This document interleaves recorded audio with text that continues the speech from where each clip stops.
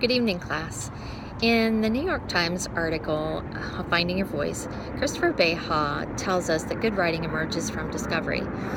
If you begin with uncertainty, possibilities will certainly present themselves, and writing through confusion allows one to avoid arrogance and self-absorption, which are great risks for all first-time writings.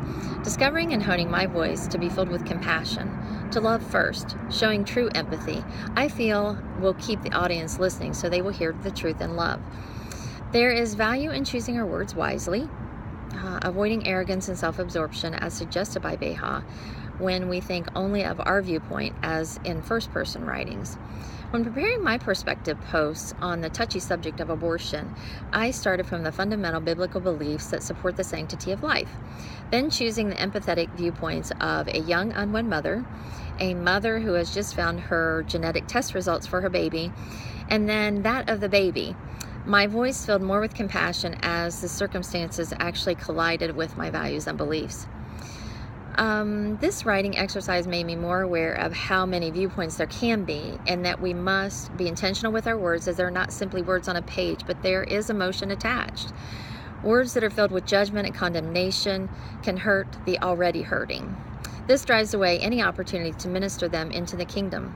In Matthew chapter 7, verses 1 and 5, Jesus warns us to not be hypocritical or self-righteously judge others, and to first take the plank out of our own eye before we try to pick the speck of dust from our brother's eye.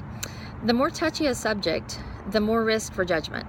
Therefore, more diligence is required to respond out of the fruits of the Spirit, being reflective and acting with self-control. Tanya James shares a lesson what writers can gain from seeing the world through different eyes in a featured article in The Atlantic.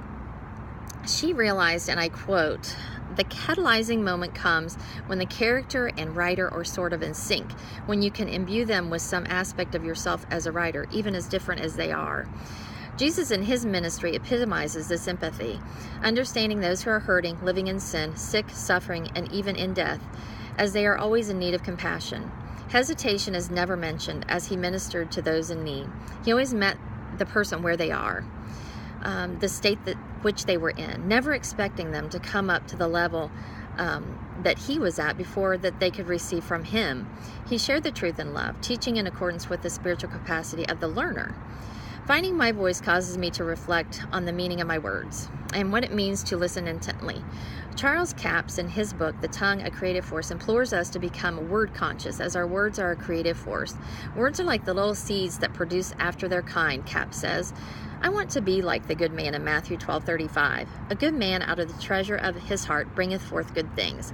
Engaging in this way will provide the opportunity to empathize, connect, and co-create with those in our community as we find our voice to help others find their own. Have a good evening.